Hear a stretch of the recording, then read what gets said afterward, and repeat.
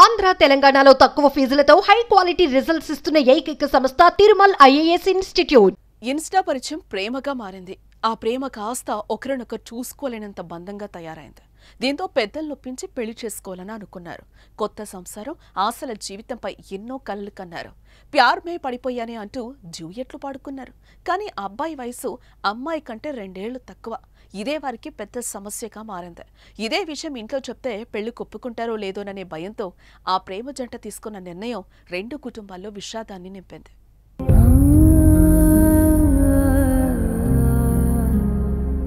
నిర్మల్ జిల్లా ఖానాపూర్ మండలం ఎర్రచింతల గ్రామానికి చెందిన గోలేటి శ్వేత కరీంనగర్లోని విమెన్స్ కాలేజ్లో డిగ్రీ మొదటి సంవత్సరం చదువుతోంది.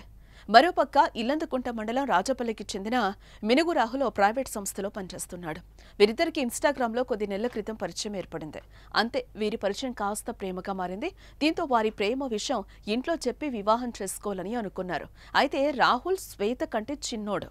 దీంతో పెద్దలు తమ ప్రేమను అంగీకరించారనే భయం వారిలో మొదలైంది. దీంతో కొన్ని రోజుల పాటు వారి ప్రేమను పెద్దలకు చెప్పే విషయం వాయిదా వేశారు.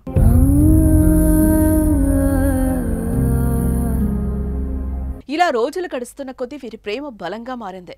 బతికితే ఇద్దరం కలిసి బతుకుతాం, లేదంటే ఇద్దరం కలిసే చనిపోదామని డిసైడ్ చేసుకున్నారు. మరోపక్క వారి ప్రేమను పెద్దలకు చెప్పేందుకు ధైర్యం చేయలేదు. ఇలా కొన్ని రోజుల పాటు వారిలో వారే మదనపడ్డారు.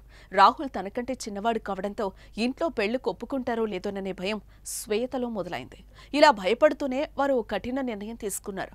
ఇద్దరు కలిసి చనిపోవాలని ఫిక్స్ అయ్యారు. దీంతో శ్వేత రాహుల్తో కలిసి జంబికుంట మండలం బిజిగిరి షరీఫ్ వెళ్లారు. అక్కడ కొంతసేపు ఆలోచించి ఏ నిర్ణయానికి వచ్చారో తెలియదు కానీ వెంటనే జమ్మికుంట మండలం Bijigiri Sharif railway station Papayyapalle gate వద్దకు చేరుకున్నారు. అక్కడ రాత్రి సమయంలో ఇద్దరు గూడ్స్ రైలు కింద పడి ఆత్మహత్యకు పాల్పడ్డారు.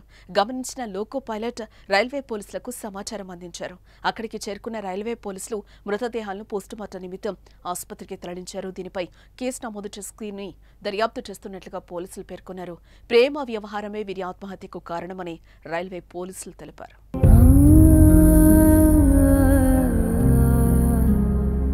ప్రేమించుకొని వచ్చిందా, ఇద్దరు అనుకొని వేసిల్లా, మళ్ళీ ఏం చేసిల్లా అనేది నాకు తెలియదు నాయనో.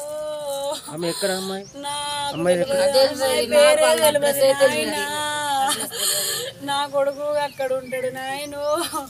3 నెలలు అవుతుంది నా కొడుకు. నెలకు ఒకసారి ఎప్పుడో ఒకసారి ఇంటికి వచ్చిపోతాడు.